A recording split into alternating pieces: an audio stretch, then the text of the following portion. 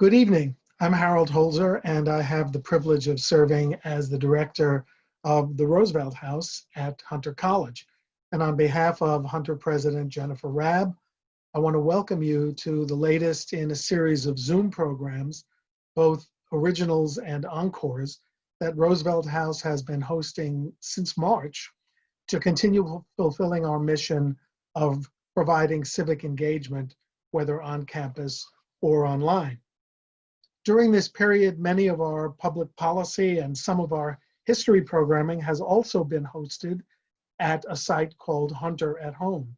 And I hope you're getting invitations to those events. That's the college-wide series created by President Rabb to keep the entire Hunter community connected during this period of social isolation.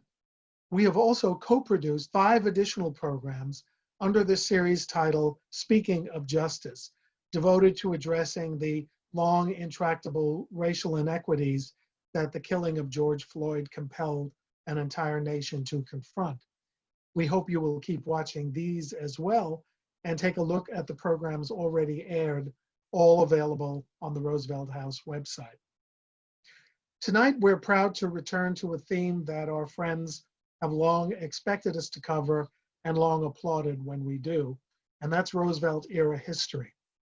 Here we are on the brink of the 75th anniversary of the end of World War II, which FDR did not live to celebrate, but interest in him remains, as always, very high. It's a great pleasure tonight to feature a new book that sheds much needed light on the young African-American government officials who worked tirelessly in the 1930s and the 1940s, often in the face of indifference, hostility, and outright racism within their own federal departments, to make sure that the blessings of the New Deal extended to all Americans, regardless of race. It was a difficult, frustrating, and viewed in retrospect through 21st century eyes, often horrifying situation. And it wasn't always successful. As you will be reminded this evening, I'm sure, government programs like the much ballyhooed Civilian Conservation Corps remained painfully segregated for quite a while. Social Security disadvantaged sharecroppers and domestic workers, effectively keeping much of impoverished Black America deprived of benefits. Even amidst World War II era recovery, workers of color still had to battle for equal access to defense production jobs, not to mention equal rights in the military. The young officials who worked within their individual agencies and as a united network became known as the Black Cabinet.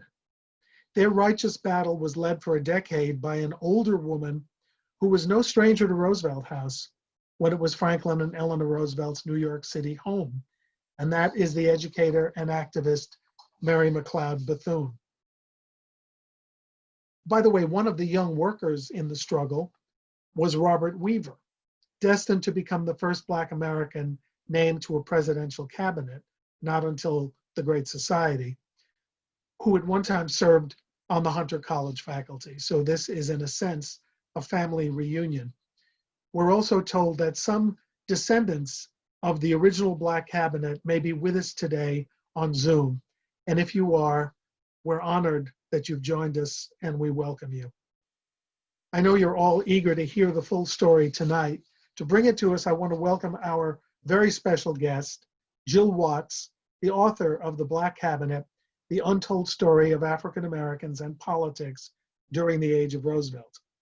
Usually I'm wary of books whose subtitles begin The Untold Story of, but this one met the burden, I have to say. I learned a great deal from the deeply researched and compellingly written story, and I hope, in the sad absence of our long customary after-event book signing ceremonies at Roosevelt House, that you will rush to your own neighborhood bookstore or online to get a copy of your own. I think you will be well rewarded to read the full story of the Black Cabinet. Dr. Watts is professor of history at Cal State San Marcos, where her specialties include social and cultural history and film history. Her previous books include biographies of actresses Hattie McDaniel and Mae West, and a book on yet another extraordinary character of the Roosevelt era, Father Divine. All of her books explore society in FDR's time, and this book is no exception. We're proud to welcome Professor Watts.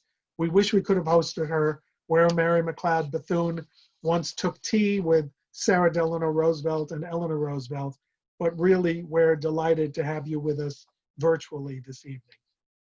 To lead tonight's discussion, we're delighted to welcome a modern era Hunter College faculty star, Dr. Kelvin Black, Associate Professor of Transatlantic Studies in Hunter's English Department. He is a specialist in 19th century transatlantic political discourse, and he has a forthcoming book, The Atlantic Dilemma, Reform or Revolution Across the Long 19th Century. And Kelvin, we anticipating hosting you when the book comes out. Don't wait for Roosevelt House to open informally if you can get it out, open formally if you can get it out before. We will welcome you in person or online. So thank you both for engaging in this conversation, and thank all of you for tuning in. Our guests will chat for about 45 minutes, and then we will have a moderated question and answer period to welcome your inquiries. Just use the Q&A function on your computers, either toward the end of the discussion or after it concludes, to send us your questions. And now, please join me in welcoming Professor Jill Watts in conversation with Professor Kelvin Black on the Black Cabinet. Thank you. Hello, Professor Watts. Jill, if I may. Yeah. Hi, Professor Black. Kelvin, if I may. Yes, you certainly may. And thank you, Director Holzer, for the most gracious introduction for us both. And thank you to all for watching. I know this is an unorthodox way to hear an author via Roosevelt House, but we're so very glad that you're with us. And though we can't see you, we know you're there, and we look forward to hearing from you later in the program. So I would like to start, Jill, first like thanking you for telling this untold story. We've spoken a bit about the difficulty that you encounter telling the story, but for both the great many of our viewers that have read the book, but then also those who have not yet had a chance to read the book, I would like for us to start off by having you tell a story about how your previous books, your books on Hattie McDaniel, Mae West, and Father Divine in Harlem, how those books perhaps prepared you to tell this story. And the reason why I'm asking in particular is that you've carved out this really interesting space for yourself as a biographer. And you've engaged with Black life in each of those books. Certainly those who are familiar with the Mae West story know the ways in which her story is in myriad and profound ways engaged with Black life in the United States. And the thing that struck me the most, that I found most powerful about this book that you've written, The Black Cabinet, is that it's both a tableau of the biographies of the individuals involved in the Black Cabinet, the two generations, their personalities, some of them very quirky individuals, very sharp, each of them, with different backgrounds, but coming together to engage in collective work. And then to mix my metaphors, there's also this symphonic orchestration of these lives. And you can see throughout the book how you begin, Mary McLeod Bethune, of course, a kind of central figure in consciousness for the book, at least in my view, but how the rest of these lives, the figures that make up the Black Cabinet, many of whom are unsung heroes, known to us maybe in part here and there for different things, but how you weave these various biographies to do a thing that I feel very strongly about, which is to tell the story of an institution. Perhaps not a kind of well-known institution, but the idea of this kind of institution that kind of individuals decide needs to exist, that is in conversation with the larger institutions of the state apparatus. So I'm curious how you make the journey from biographer of single individuals that of course are in conversation with many lives over the course of a human life, to telling the story of an institution comprised of many lives, and what that means to you. First off, I want to say thank you so much, Kelvin. Being in conversation with you is such a pleasure, and it's such an honor to be able to speak here virtually at the Roosevelt House. So, Likewise, yeah.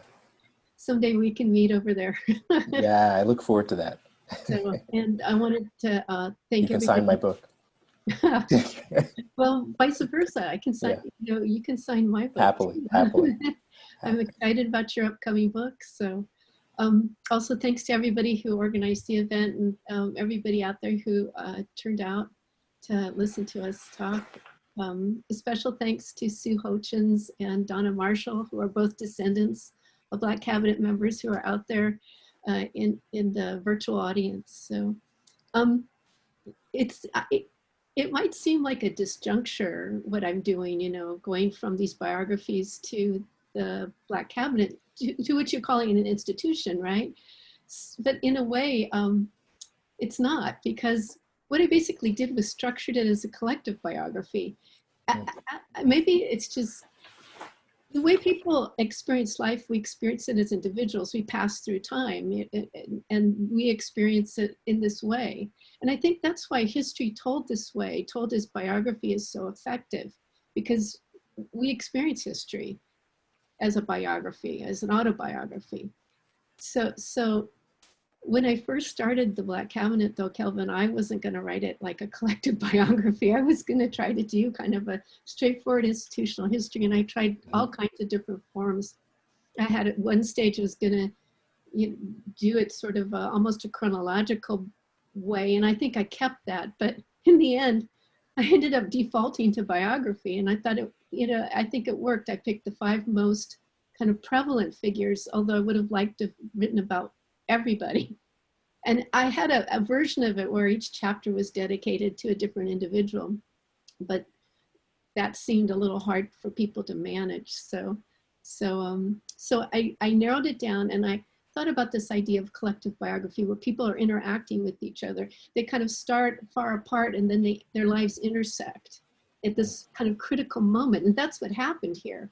All these folks are just, except for Hastie and Weaver, William Hastie and Robert Weaver grew up together, but really they were all on different tracks. And then at this moment in the 30s, during the Roosevelt era, this magical thing kind of happens and brings all these people together at this really specific and important moment, a moment of crisis. And they all rise to that moment. They don't always get along, and they don't always agree, but they rise to that moment and come up with really pragmatic solutions that we could learn from today. And just seeing how collectively their lives kind of come together, and they start sharing, and they don't share all the time, and then they split apart. I thought that's the most effective way to tell this story. Yeah, that's great. Thank you. The way that you tell the story of their learning how to work together is such an important part of the story. And reading the book, both as a fan of the story that you're telling, but then also as someone who's interested in how you put this together and how you're making this thing. Mary McLeod Bethune, who you show us at the very beginning, begin with. And I encourage people, I'm actually on my second reading of the book now. After I finished the book, I immediately went back to the first, to the beginning. I feel it kind of invites revisiting the early moments of the book, if not reading it all the way through. But Mary McLeod Bethune for you is this figure who essentially teaches them how to work together. I would love to hear a bit more about that, but following up on something that you just said, that these people who are working together, kind of learning to work together. Could you tell us a little bit about, to your mind, what the Black Cabinet was? You describe it as two generations of Black Americans coming together. What is it exactly for our viewers? Well, it's interesting because when you ask that question, later on when people interviewed members of the Black Cabinet, some of them said, well, there was no such thing. Right. I think that goes back to the era when people had to deny that that's what they exactly were doing, was they were meeting together to figure out, basically in a lot of ways, how to undermine government policy that was going to hurt Black people. And that's a serious, serious task. But it's also, you could suffer serious consequences for it. So That's right. but what it is it's a group of, it's an informal group of advisors, African American, who come into the New Deal under Roosevelt. And one of the things I've been trying to drive home is that it's not Roosevelt's Black Cabinet. They're their own Black Cabinet. They form it themselves. They guide it themselves. In fact, Roosevelt, when he's given the opportunity to formulate a Black Cabinet, actually passes it up and says, no, I'm okay with African Americans serving in various parts of the administration, but I don't want an organized group. So he actually passes that. It's okay if you want to get together and share information officially with other white advisors, but I don't want to lobby specifically. And that's the stance he takes. So it's not Roosevelt's Black Cabinet. They're their own Black Cabinet. And it took a lot of courage and bravery. But in a lot of ways, the way they come together, it's informal, but it's formal. And Mary McLeod Bethune, it takes it to that point where she really does make it formal. You have to thank the African American press. The Black press is the one that identifies their existence. And it actually encourages them along by running stories about them, even when they're really not at all meeting together. And I think in a way it challenges them to work together. But yeah, it's a major feature though of the FDR years, and we don't talk about it. The Black press in this book is, on some levels, it's a revelation. It's a kind of, it has long served a kind of vital function in the Black community of presenting information that is not getting presented. And also, vitally, what the book, I believe, shows is that it is doing the work of democratic inclusion that is not being done in the wider society. People are actively trying to figure out how they can become part of the United States, criticizing programs, presenting suggestions. It seems to me that after reading this book, that the Black Cabinet is both the people who were formerly a part of these various federal government agencies trying to advance policies that would help African Americans, but it is also this interrelation with the various Black newspapers and various communities that are trying to inform them as to what the needs are of Black folks. And the fact that they had this close, and sometimes closeness brings or breeds enmity. They sometimes kind of had a kind of contentious relationship with the Black press. Sometimes there were members like Al Smith that creates these pseudonyms, Charlie Cherokee, to criticize the various individuals that he's working with in order to push things along. So I was interested in how, in telling the story of how these folks come together, how for you, the materials that you brought together, the Black press, trying to deal with the trove of documents that we have on the New Deal and the Brain Trust, and reading those for silences or kind of reading against those documents. Essentially, you had to tell this story, and you say in your acknowledgments page that you were operating off of a hunch. And I'm curious how that hunch led you to the discovery of what appears to be an extremely rich archive that enables us to think about civil rights thinking in this country in the New Deal era in different ways than we have before. I think it was one of the challenges of working on a book or on working with a group that had to operate in a clandestine way, right? In a society that was really hostile, in office spaces and physical spaces in Washington, D.C., and then out in the field that were hostile. And so having to cloak your work makes it hard for a historian. So you're right, you have to look for those silences, and you have to kind of run this cross-check between the documents of all these different things that are occurring. And then you realize, oh, that's what happened. The best example I can give of this is early on in the Black Cabinet's existence. In 1934, they're meeting with white officials talking about the status of African Americans in the New Deal. And they're trying to drive home with those folks that the New Deal is actually hurting Black people the way it's constructed. And the Tennessee Valley authorities says, well, we think we're doing fine. And Robert Weaver says, well, you don't have any Black people working on your project. And it's a heavily African American community. And Tennessee Valley Authority says, well, we ran the percentages and the percentages match up exactly with the population that's in that area. Well, they've drawn the line in a really narrow way, right? So they go back, and when they come back to the next meeting, they say, yeah, let's talk about percentages. Let's look at Atlanta, where one area you have a project where 90% of the population is African American. You don't even have 10% of the workers on that project.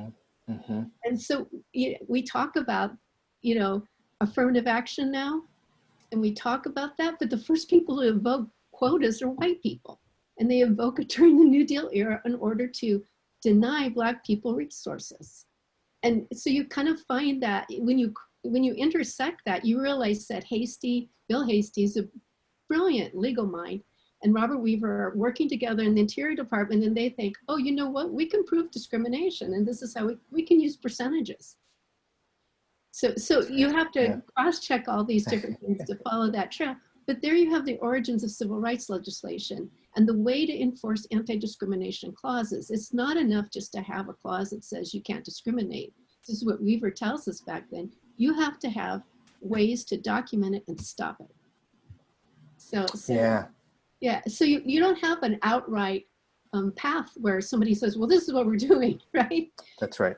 It's the gaps, right? Where you realize, oh, okay, you add it up, you put it together.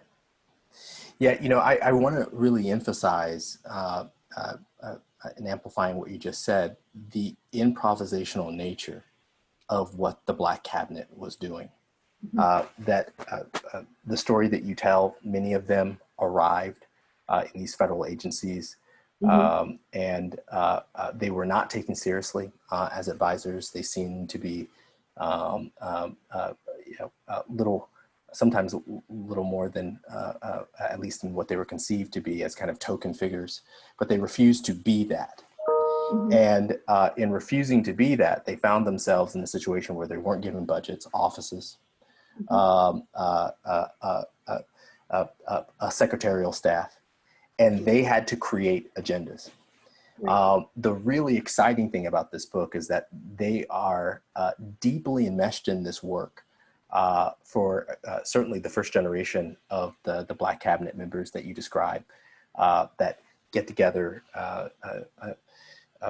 informally to have very formal conversations about policies affecting African Americans. And then the second generation, by the time Mary McLeod Bethune comes along, folks have been toiling away trying to figure this out. And so I'm curious if you could tell us a little bit about how, as you were telling this story and trying to figure out what the beginning, middle, and end was, and kind of encountering the frustrations and the impediments, the roadblocks, the obstacles that figures were encountering, trying to do this work, how the improvisational nature of what they were doing really became for you an opportunity to tell a story about how, as you say, the Black Cabinet was theirs, not Roosevelt's. It was a thing they created. it was not a thing that he was, if he had actually used them as the advisory council that he could have, as the cabinet that he could have done. But given that it was a thing that they created and had to use and think creatively to do work, how did that come together for you? Was that part of the hunch that you had initially when you wanted to tell this story? So do you mean about Bethune? So I mean, I'm sorry. I mean about how telling the story of the Black Cabinet and telling the story of how they learned to do the work that they were doing because no one had work for them to do. So they had to figure out what it is they could do in that medium. So how did that come about for you, and how did you kind of learn that that would be the kind of the central story for you? Well, and surely, if you want to talk about Bethune and how Bethune kind of changes the temperature in the room. Well, I think, you know, in terms of sorting it all out, that's the other challenge, is that they weren't working together until she comes there, right? Until she comes to DC. I mean, she comes as an advisor in 1935, and then she's appointed to the National Youth Administration as the director of their Black programs, right? So she really works her way right in, and she's the first African-American woman to ever head a federal program. That's amazing. But before she comes there, the guys, and it's all young men, they're off working separately in all these different agencies, and they're divided because they don't all come from the same backgrounds. Like Weaver and Al Smith come from very different backgrounds. Al Smith comes from an impoverished background in the South. Robert Weaver is from an elite Washington, D.C. family who goes back a couple of generations and went to Harvard. So there's that difference. And I think the importance there is that Bethune comes and she just demands unity. And that's when you see the story kind of come together. It's everybody's kind of working separately, kind of with the same goal, but not using the same methods and not always sharing information. And Bethune comes, we're on the anniversary of the organization of the Black Cabinet at August 7th, 1936. She calls everybody to her home and says, we're going to march forward together and we're going to share information, in her very dramatic way. And you know, nobody can say no to Mary McLeod Bethune. By that point, she's one of the most important women in all of America. She's the first lady of Black America, as she's called. So, right. So seeing her come in and bring her particular style of leadership, which is very different than I think other civil rights leaders of the time. I think it's different because she's a woman, and it's different because she comes from a rural background. So for me, when I saw that, you know, I saw her as she marshals them forward. I don't think we think about it, the cabinet as evolving, because we don't think about it a whole lot. It just gets a rare mention. And you'll see her mentioned as the leader, but we see it as evolving. We see a really different kind of story. Yeah. So continuing on thinking about Mary McLeod Bethune and the effect that she had on the Black Cabinet, and also this kind of what I'm calling the improvisational nature of how they did their work. Mm-hmm. There's a line that you quote her as having said, where I think she says to another Black Cabinet member, she says, "Contact is everything." Is essential. Essential. And I believe that she's referring kind of, I think, generally to kind of contacts with individuals who are in the kind of New Deal, but I think also her relationship with Eleanor Roosevelt and her ability to get FaceTime with Franklin Delano Roosevelt. Mm-hmm.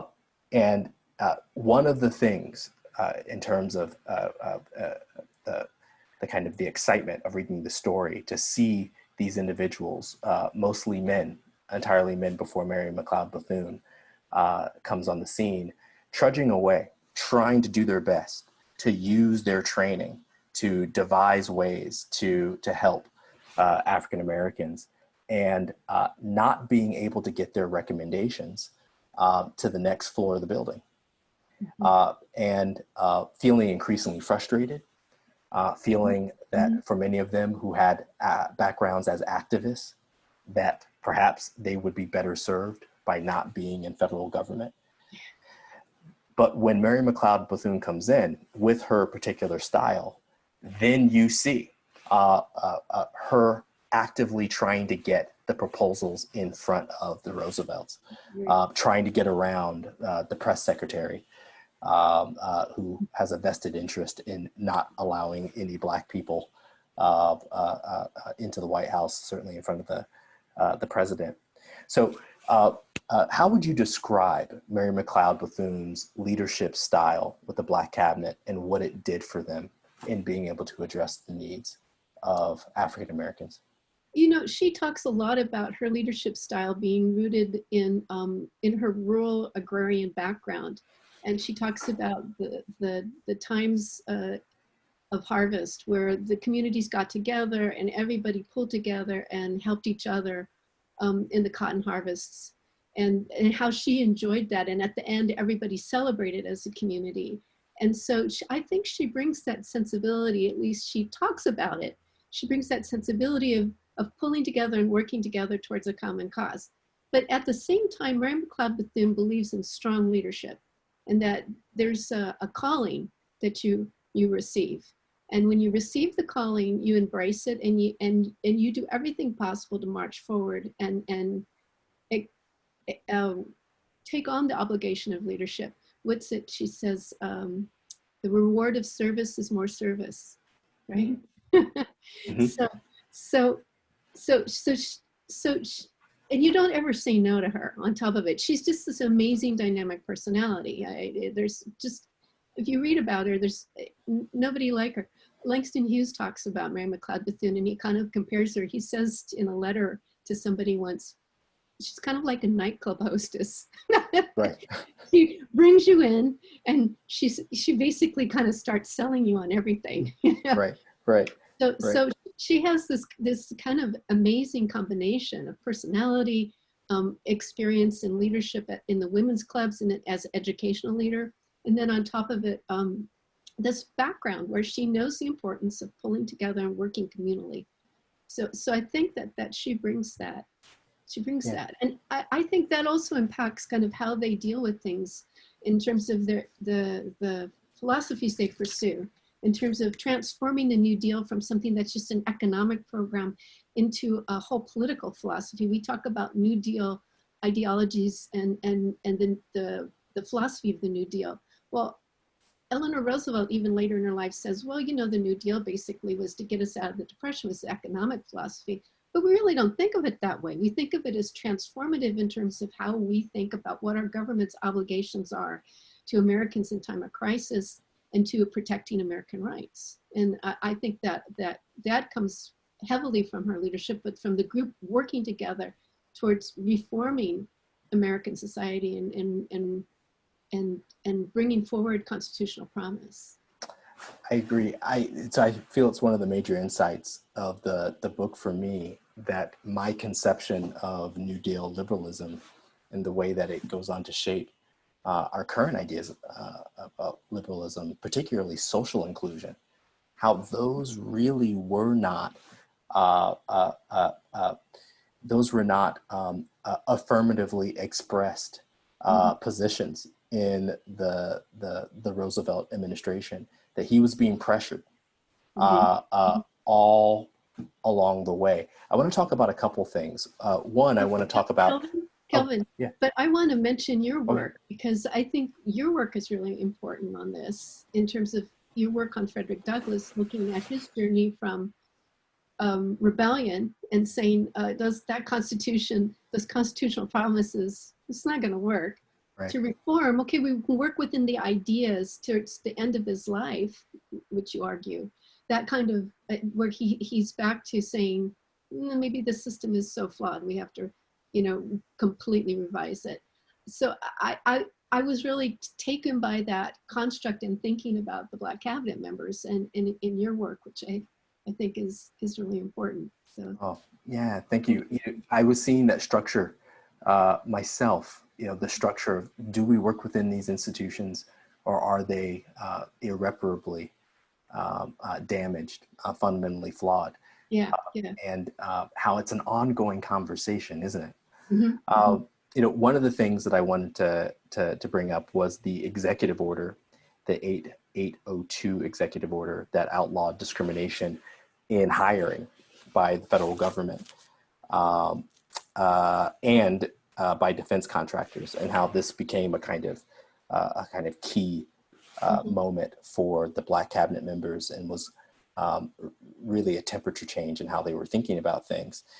Uh, but even with that, though it creates the possibility for a lot of work later on, what I thought was really interesting about that was how immediately, and your book, it kind of giveth with one hand and it taketh away, because and it's the history, of course, but the Fair Employment Practices Committee that was then constructed to execute this executive order, and essentially have a mandate for some kind of punitive dimension if people were not abiding by it. It was staffed by white Southerners, with the exception of kind of one position.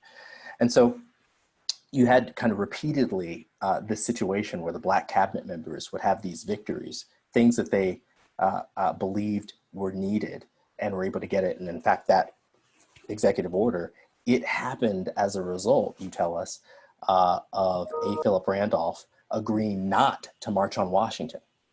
And that the original March on Washington was supposed to occur, would have occurred most likely 1941, we think. And then it happens later. And A. Philip Randolph is a part of that later one. That scene, what it does is, it both makes me wonder what would have happened if they'd marched instead of brokering that deal. Maybe they would have gotten something better.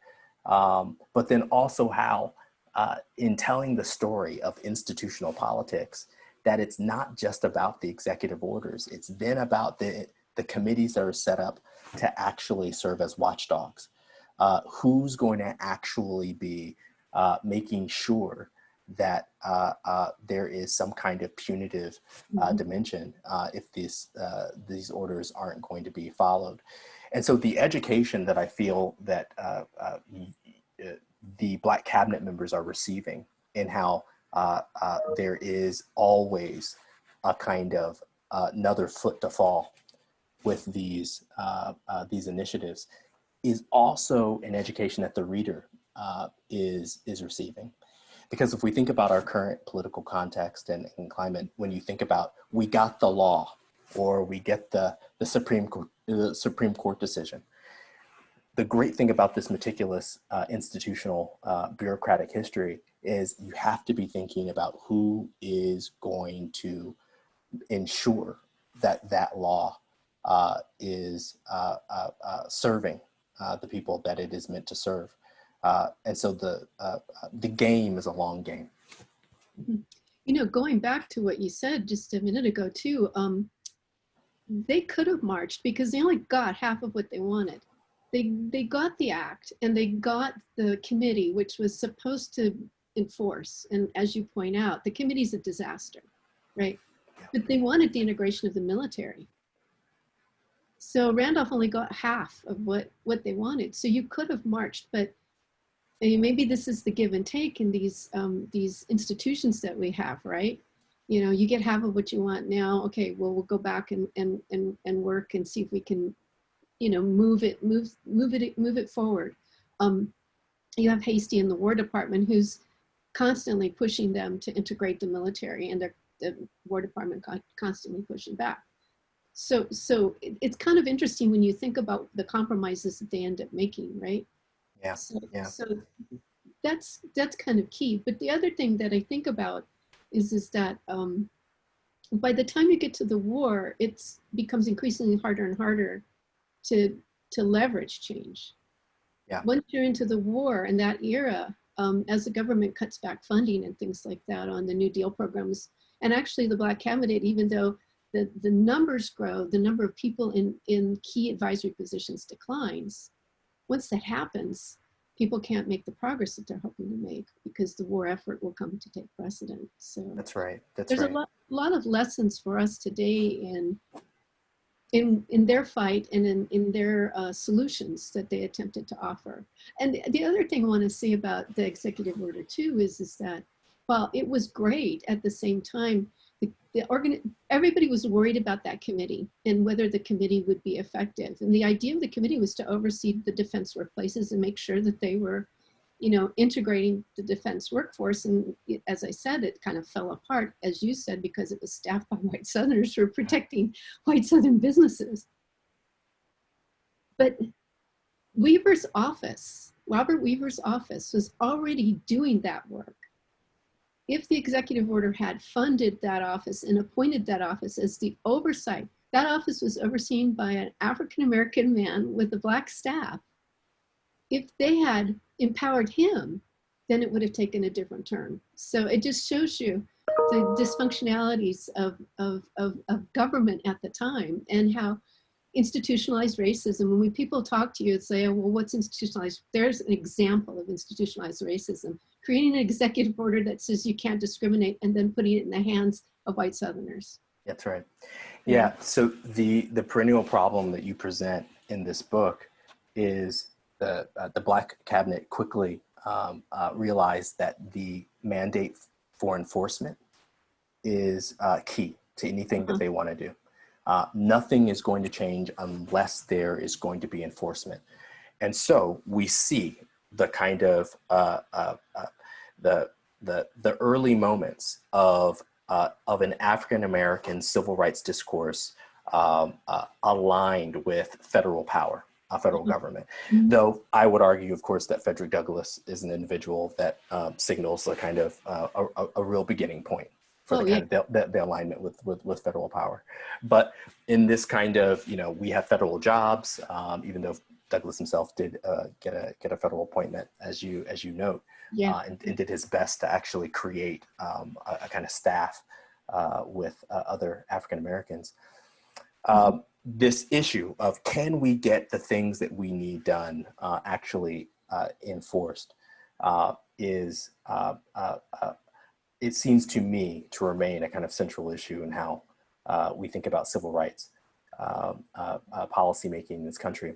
One thing, though, that I wanted to shift to is an individual named Eva DeBow Jones in the book. One of the reasons why I'd like to shift to her is that you tell a remarkable story in the book about essentially the shift of African-American voters from the Republican Party to the Democratic Party, and how that shift is both happening at the same time as the Black cabinets are forming, but the Black cabinets are actually informing how that shift comes into being. It's a great way to defamiliarize ourselves in our current kind of party system, to understand how it is the alignments that we currently see have come to be. And so I think it would be interesting for our viewers if maybe you could tell the story of Eva DeBow Jones a little bit, and then maybe pick another character so they can get a sense of who these figures are in the book and the work that they're doing. So thank you, Calvin, for that. She's, I think, one of the great heroes of that story. Eva DeBow Jones was a manicurist, and most of her clients were rich white women in the neighborhoods of Pittsburgh, and the majority of them were Republican women, actually. And she was Republican. African Americans voted Republican strongly up until 36. And even after 36, people stayed registered Republican. They just started voting Democrat. But Republicans were party of Lincoln, but they hadn't done a whole lot at all for a long time, even maybe early. So for African Americans. So Eva DeBow Jones is the person who while doing the nails of the sister of the Democratic Party leader in Pennsylvania, I'm having a hard time with this. She says to this woman, Mr. Van wants to meet with your brother. And Mr. Van is? Mr. Van is Robert Van, the publisher of the Pittsburgh Courier. He's one of the most influential African Americans in the nation. His paper circulates nationally. He's an attorney. He's a civil rights activist. His paper is very activist and very militant. Van has been a diehard Republican over and over again, supporting the Republican Party. Even, he's gritting his teeth and supporting them because he's over and over again hoping for them to make some change, and they don't. They don't. So he's ready to cross over. And she's the one that makes that happen. She herself has already been voting Democrat. She voted Democrat in 28.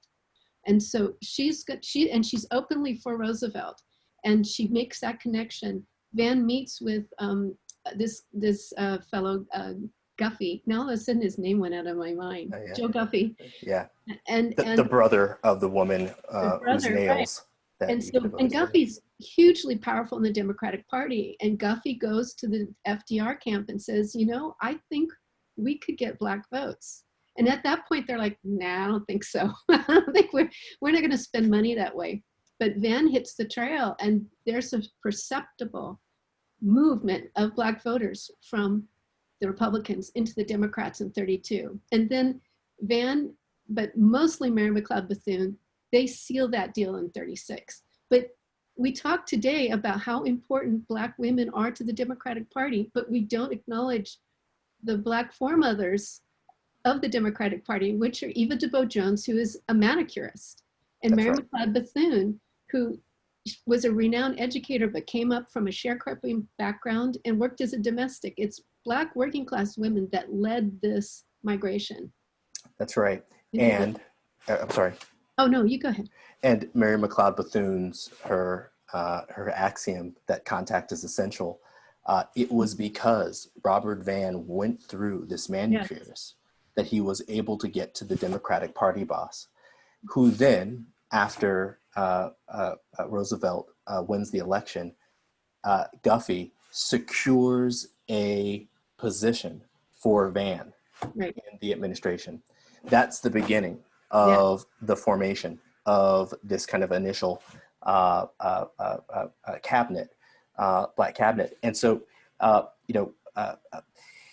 story of, good. Yeah. Oh, no, and just to say, Eva DuBois Jones stayed in the Democratic camp all the way up to the end, but the sacrifices that she had to make were remarkable. I mean, she lost almost all of her clients once it became known that she had been the one that made that connection. And died in a housing project. And she lived in a New Deal housing project, and she died in that apartment. Yeah. And had basically been driven into poverty for a time because she lost all her clients. So that was a huge sacrifice. So that's right. Could you say a little bit more, Jill, about what it would have meant at this moment, the moment of the kind of the birth of the Black cabinet, to switch from the Republican Party to the Democratic Party? Kelvin, it clicked out. Can you say it again? Oh, I was asking, could you say just a little bit about what it would have meant for African Americans to switch from the Republican Party to the Democratic Party? Because importantly, the Black cabinet is comprised of individuals working within a Democratic party that they are ambivalent about. So I think you can go to Bethune to kind of get a feeling for what that meant. Bethune says, after the 36 election, I'm not necessarily a Democrat. I'm a New Dealer and I'm for Roosevelt. And so it's a gradual thing, moving between the parties. For Black voters,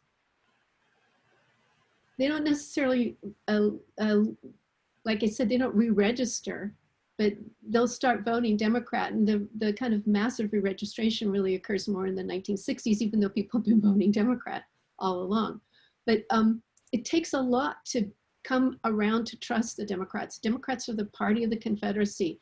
Democrats are dominated by white Southerners. The thing is, Roosevelt is doing more for the Black community than anybody had done for a long time. And I don't want to gloss over the mistakes he made. He made tons of mistakes.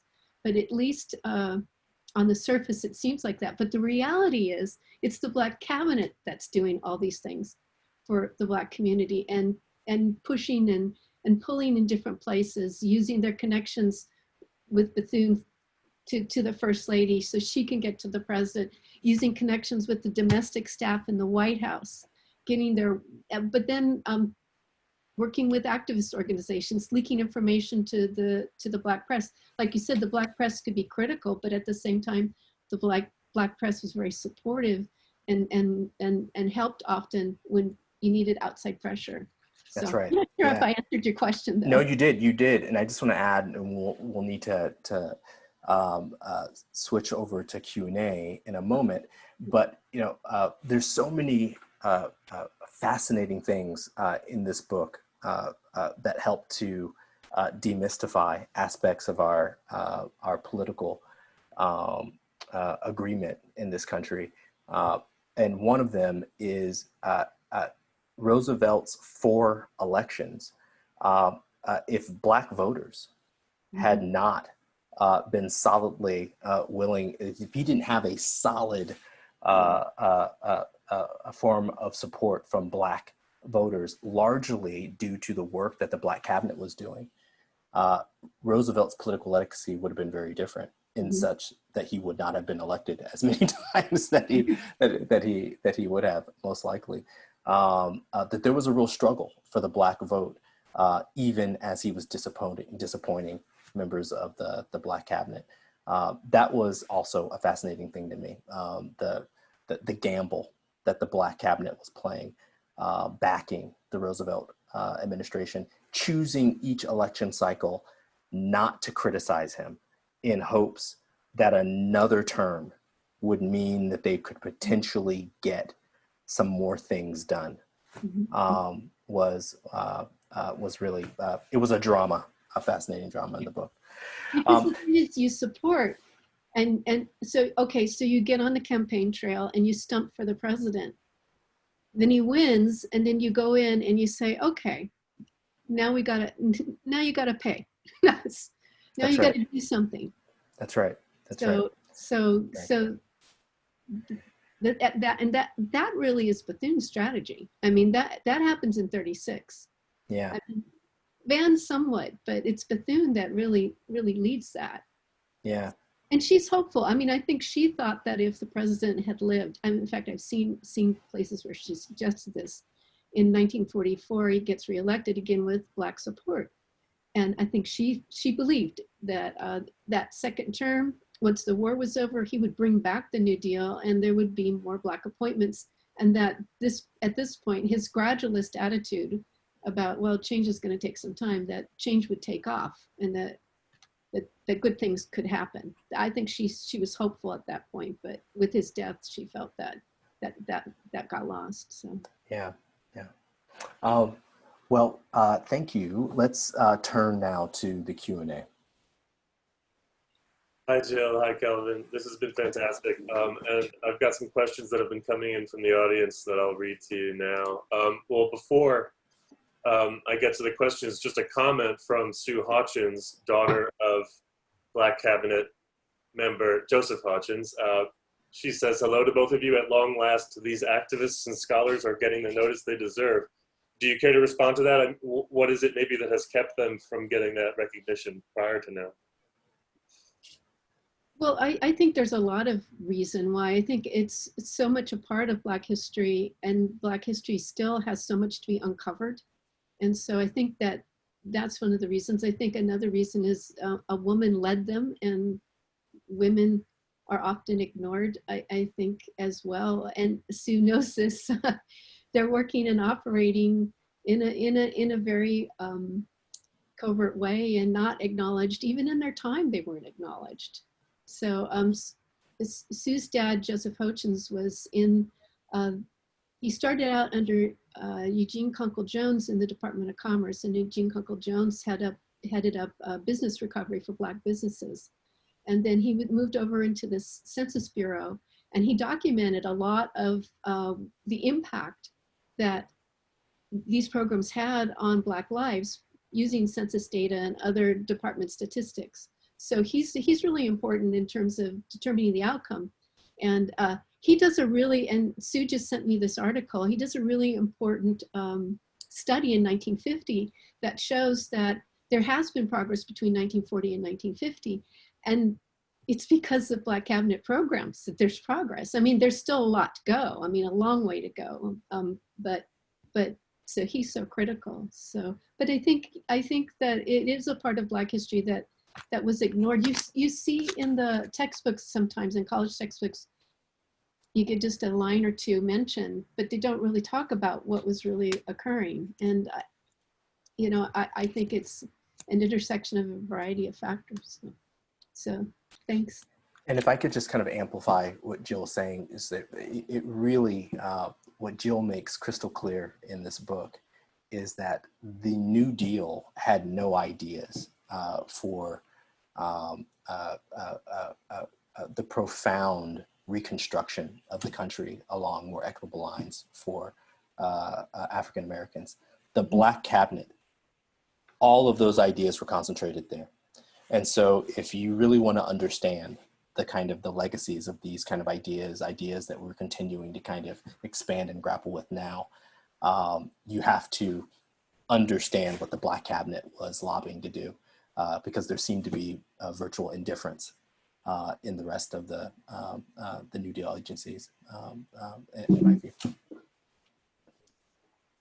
Several people, including Jill Savitt, Mitchell Grubler, Susan Ives, are asking about Eleanor Roosevelt's role in all of this. Jill observes that Eleanor was more associated with the African-American community than FDR. Did she play any significant role with the Black cabinet? Oh yeah, definitely.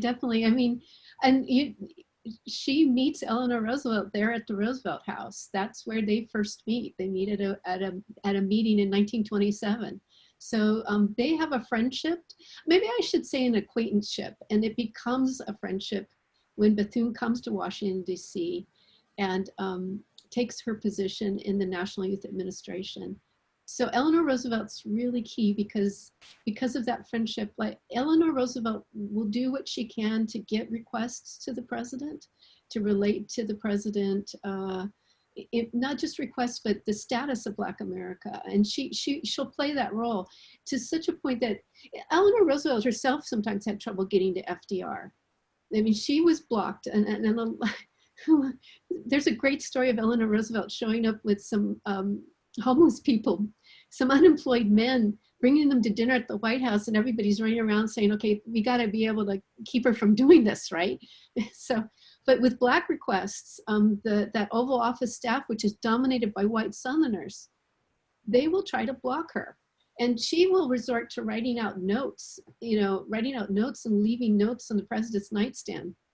So even she's blocked. So Eleanor Roosevelt's important, but I think what you see during this period of time, Eleanor Roosevelt, she enters government, as this first lady, and she's sympathetic to the Black cause, but I don't know that she understood it entirely. I think Bill Hastie talked about how naive Eleanor Roosevelt could be, but I think it's Bethune. When Bethune arrives in Washington and their contacts become deeper and more frequent, Bethune tutors Eleanor Roosevelt, and I think Bethune, if we use modern language, Bethune transfers Eleanor Roosevelt into being an anti-racist, into being somebody who's willing to be actively supporting the cause.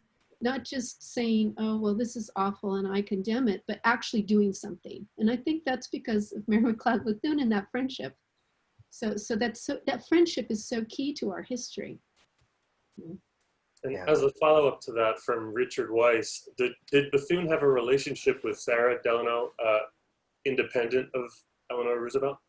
Yes, I believe so. And I think they may have in fact met before Eleanor Roosevelt and Mary McLeod Bethune both met. I can't prove it, but Bethune, she was forever always thinking about how to advance the cause of Black people, but also the cause of her college. And she had relationships with Theodore Roosevelt's kids. She forged those really early at the turn of the century when she could. She got Theodore Roosevelt's son to sit on the board of Bethune-Cookman.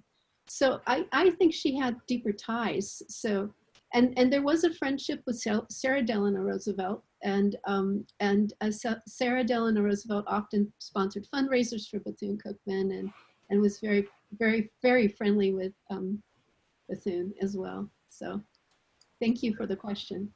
Here's a question from our colleague, Roosevelt House historian Deborah Gardner. Is it possible that FDR downplayed the Black Cabinet in order to protect its work?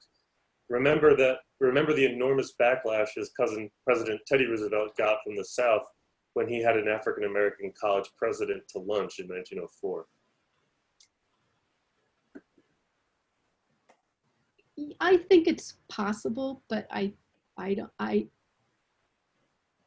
think that Franklin Roosevelt was absolutely and completely a consummate politician, and he was always weighing political advantage. And I think that he was very much concerned and worried about the white Southern Democratic voting bloc, and that he wasn't going to expose the fact that he had African-American advisors, or he was sympathetic to the Black cause, particularly because he was always angling for the advantage with that white Southern voting bloc. He believed that if he alienated them, they would go against New Deal programs. That was the first thing he told people. And then the second thing he said was, well, now they'll go against the war. Bethune believed that he was sympathetic, but Bethune called him a pragmatic politician and a gradualist. And that Bethune thought that she believed that he would help if he could, but believed that he couldn't at that point. She was hopeful, like I said, for the future. So did he downplay them? I'm not so sure. I'm not so sure. I'll just say I'm not sure. I don't know, Kelvin, what do you think? I'm persuaded by you in the book that you've written that he actively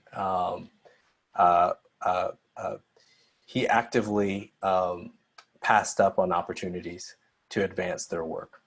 And he seemed very aware that he had an apparatus of Southern Democrats around him that were going to run interference for him. I think that part of his political pragmatism is that he didn't have to be the one who said no all the time. Yeah. And so it allowed him, I think, come election time, to remain a very popular figure with Black voters who were Republicans but who were voting for him because they differentiated him from the New Deal's failing policies. Mm-hmm. Policies that the Black cabinet were critical of and gave clear examples of ways that could be improved, but then the New Deal leaders would not follow their advice. And so it was this thing where the public saw that he had this coterie of individuals who were serving as advisors, and yet they weren't actually allowed to advise. And mm-hmm. so I think he got a lot of credit for the effort that they were engaged in and the labor, and they were feeling very frustrated with him. And so that's my read on you, Jill.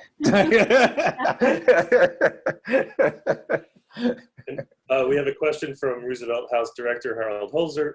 He asks, how did World War II enhance the opportunities that the New Deal failed to deal with? Well, I think the push for unity. I think that was something that the Black cabinet members leveraged on their part. If you want the Black community behind this effort, then you've got to give in and you've got to give up some things. And I think that that probably is the main concern that Roosevelt has. He up to that point, he's so worried about maintaining white Southern support. Now he's got this war on his hands, and he needs, I think he realizes he needs everybody. So, and he's getting a lot of criticism. Is he getting a lot of criticism? That's the thing, is he is such a master at separating himself from things. The government is getting a lot of criticism for not including Black people, and the government knows everybody's got to fight. And so this is Roosevelt's tightrope that he's walking. So I think that creates some opportunity, but at the same time, you see a lot of failings again in terms of, just look at the military and how Black soldiers are being treated. One of the things that I didn't get to talk about in the book, I had a section on what's called the Lee Street Riot, which was it's something we should still look into, much like Tulsa. Black soldier was accosted by a white MP and accused of slipping into a movie theater free to see a movie. And it turned into an altercation between the African-American community and African-American soldiers who were just enjoying a Saturday night out in their neighborhood against white MPs and the white local authorities and white citizens, and somebody procures a machine gun and then on the white side and then shoots people with it. And the military says, oh yeah, people were injured, but there was no evidence that anyone was killed. Whereas the Black community says, we saw people killed. That happens. Hastie gets sent to investigate it and he's blocked by the military. So at the same time, when we see maybe openings and possibilities, we see the appointment of Benjamin O. Davis as a general, right? We see Hastie take his position in the War Department. We see other things that are so complicated in terms of policy. 8802, right? We see that. But at the same time, we have that going on. We have African-American soldiers in the South being attacked. Well, and where are all the training camps? In the South. Move them. Yeah. Protect Black soldiers. And one of your through lines, Jill, in the book are the steady stream of lynchings of Black people. And I appreciate the in memoriam you placed at the beginning of the book, acknowledging the names of these men and women who are lynched throughout. And another through line is Roosevelt's refusal to acknowledge these lynchings. And Eleanor Roosevelt's very different response, her full-throated support for an anti-lynching bill. And yet at the same time, as you said, these are my personal opinions. They can't be used to speak for the president, unfortunately. Well, the president eventually he condemns lynchings, but it's after a lynching of a white man in California. That's right. So he uses he's strategic. He uses that as an opportunity to condemn lynchings. So I it's the Roosevelt House, but he wouldn't mind me criticizing him, I'm sure. Why don't we do just one more and then finish up? A question from Mackenzie L. How would you both envision a Black cabinet of today? Oh, Jill. Oh. Kelvin, you go first.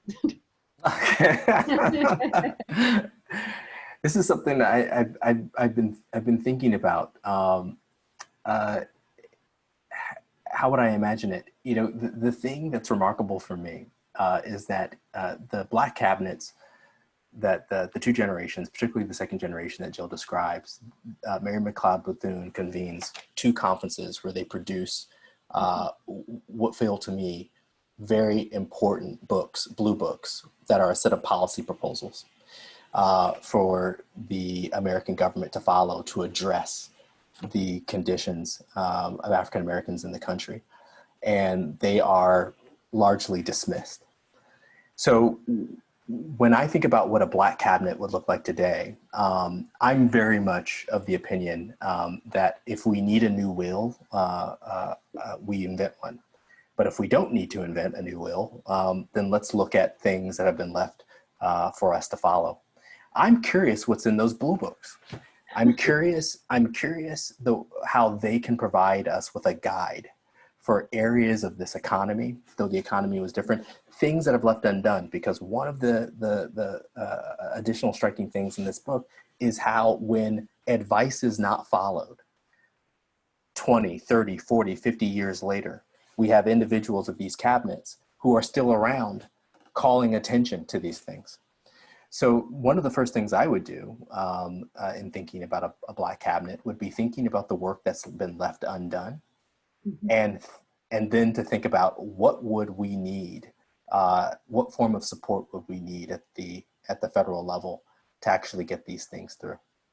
I would very much want to build on the work that's already been done The untold story for me is also the untold story of all the good research observations that they made. And sure, we don't have as many farmers, and we're not talking about agrarian land reform today in the same way, but we are still talking about jobs And voting. and voting. That's the one thing I want to say. Everybody who's listening, please vote. It's so important. And do it as a tribute to the Black Cabinet. I mean, that's what they were fighting for. They've fought in a time when, 75% of the population, 75% of the Black population lived in the South and didn't have to vote. I mean, I agree with you. The blue books can be models for us now. In fact, the other day I was thinking, I wonder if I can post these someplace so people can read through them. I would love that. Yeah. In a lot of ways too, I have access to some of the discussions, and the discussions are actually more detailed and more interesting than the policies. But one of the policies that they came up with, and some of the stuff is very direct and very clear, and some of it's general, but if you're a politician who advocates for the disenfranchisement of any portion of the population, if you say this portion shouldn't be voting, the Blue Book suggests that what that politician is doing is unconstitutional and illegal, and they should not be allowed to list their name on a ballot. That no state or locality should allow somebody who's violated the rights of Americans to list themselves, or a party should be able to list themselves on a ballot. Can you imagine if you'd enacted that then? Or you could even use it now. I know.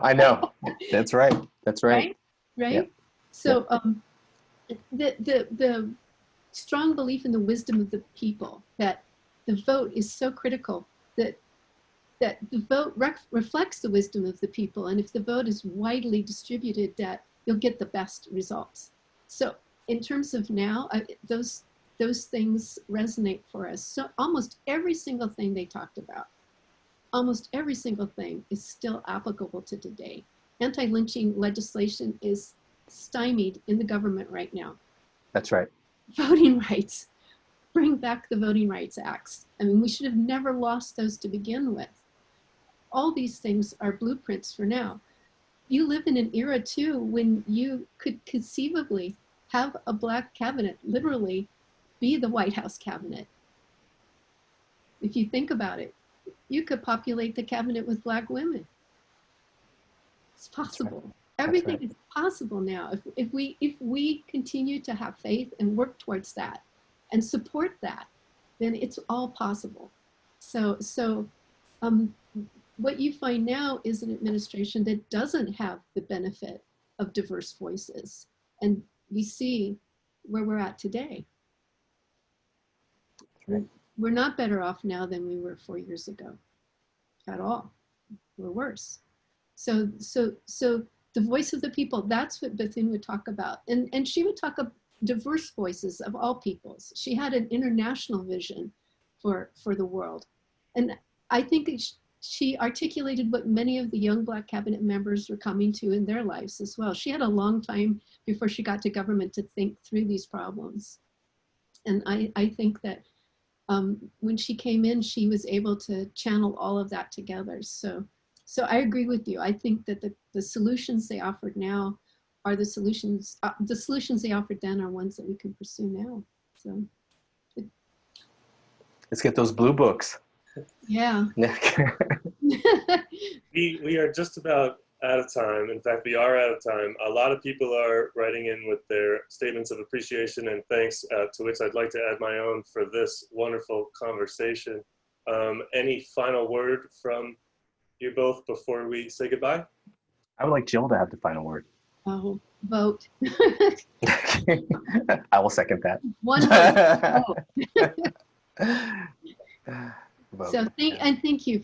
Thank you, Kelvin. It's been such a pleasure to work with you and get to know you, and so appreciate it. Oh, likewise, Jill. I look forward to continuing this conversation with you. Yeah, same here. And thank you, everyone. Thanks, everybody. Bye-bye.